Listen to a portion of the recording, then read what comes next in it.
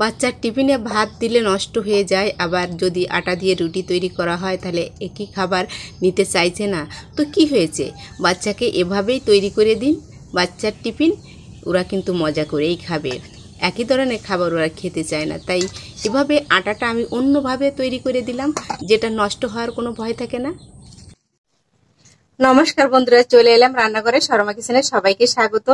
আজ আমি খুব সহজ এবং চটপট তৈরি করা যায় এমন একটা খাবার তৈরি করব। আমি আটা দিয়ে তৈরি করব আটার গোল্লা।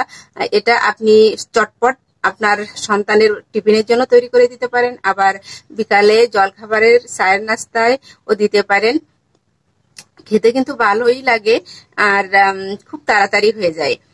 চলুন তাহলে দেখা যাক কিভাবে আমি আটার গোল্লা তৈরি করি, যেটা খেতে খুব সুস্বাদু হয় আর খুব কম খরচে, আর বলতে গেলে কোনো খরচই নেই, অল্প উপকরণেই তৈরি করা যায়।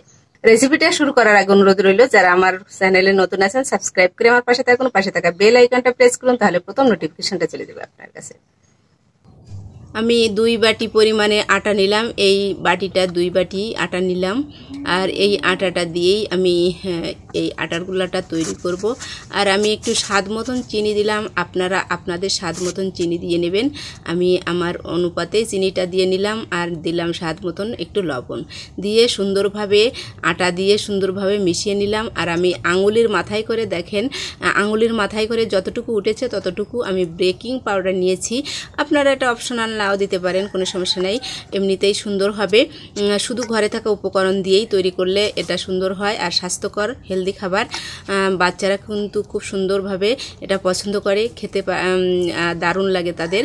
আর আমি পরিমাণ মতন জলটা দিলাম, বারবার জলটা দিয়ে আমি একটা গোলা তৈরি করে নিলাম।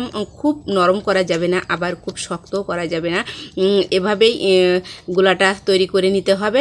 এখন আমি কিছু সময়ের জন্য রেস্টে রেখে দিই, তাহলে সুন্দরভাবে এই গোলাটা সেট হয়ে যাবে।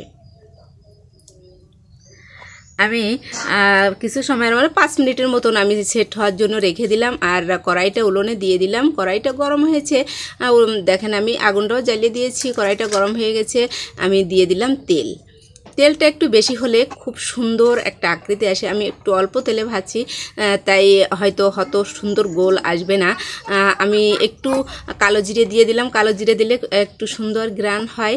এটা আপনারা শুধু গুঁড়ো আটার সাথেও মিশিয়ে দিতে পারেন, আমি এখন দিলাম। এখন কালো জিরাটা সুন্দরভাবে একটু মিশিয়ে নিলাম, মিশানো আমার হয়ে গেল।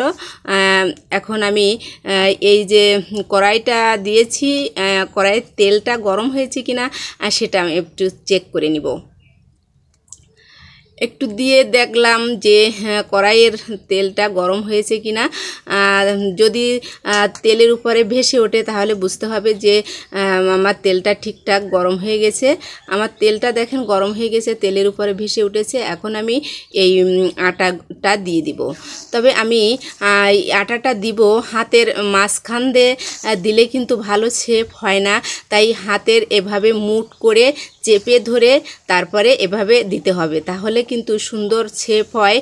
তাই মুঠ করে চেপে ধরে আমি সবগুলো আটা এইভাবে দিয়ে আমি 4-5টাই দিলাম। মানে একটু বেশি তেল হলে, তেলের ভিতরে ডুবোনো থাকলে খুব সুন্দর গোল হয়ে উঠে আসে।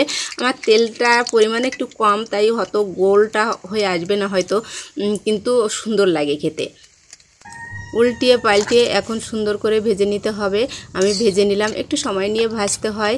দেখেন এভাবে লাল লাল করে ভেজে নিতে হবে, তা না হলে কিন্তু ভিতরেরটা সুন্দর হবে না, কাঁচা থেকে যাবে। তাই এভাবে সুন্দর করে ভেজে নিতে হবে। আমার ভাজা হয়ে গেল, আমি এগুলো এখন এক এক করে উঠে নিই। তবে অবশ্যই মিডিয়াম জাল রাখতে হবে, তেলটা জাল করার পরে অবশ্যই মিডিয়াম জাল রেখে ভেজে নেবেন, তা না হলে কিন্তু উপর থেকে পুড়ে যাবে, ভিতরটা সুন্দর হবে না। আমি একইভাবে আবার ওই হাতের মাঝখানে এভাবে মুঠ করে চিপ দিব, এভাবেই সুন্দর একটা শেপ হয়, এভাবে দিলে ভালো হয়। এভাবে আমি আবারও দিয়ে দিলাম, আর এভাবে সবগুলো একইভাবে আমি তৈরি করে নেব। একটু সময় নিয়ে জাল করে নিতে হবে। জাল কিন্তু অবশ্যই বারবার বলছি মিডিয়াম রাখতে হবে। আমি কাঠে রান্না, আপনারা যদি গ্যাসে রান্নেন তাহলে সেভাবে আপনার গ্যাসের আঁচটা কমিয়ে দেবেন। আমি এভাবেই তৈরি করে নিলাম আমি সম্পূর্ণ খাবারটা। আর খাবারটা দেখেন দেখতে কত সুন্দর লাগছে, আর খেতেও কিন্তু দারুণ। এভাবে বাচ্চারা একই ধরনের খাবার খেতে চায় না। এভাবে আপনি শুধু ঘরে কিছু নেই তো কী হয়েছে, আটা খেতে চাইছে না, ভাত নিতে চাচ্ছে না টিফিনে, এভাবে আপনারা তৈরি করে দিতে পারেন বাচ্চার টিফিন। ওরা কিন্তু খুব মজা করেই খাবে। দোকান থেকে কেনার তো দরকার নেই, অত টাকা দিয়ে বাজে খাবার কীভাবে না কে কীভাবে তৈরি করে, বাড়ি থেকে আমি তৈরি করে দিলাম হেলদি খাবার, এটাই বাচ্চার জন্য বেটার হয়। আপনাদের সবাইকে ধন্যবাদ পুরো ভিডিওটা দেখার জন্য। আবার দেখা হবে আপনাদের মাঝে নতুন কোনো রেসিপি নিয়ে, সাথে থাকুন।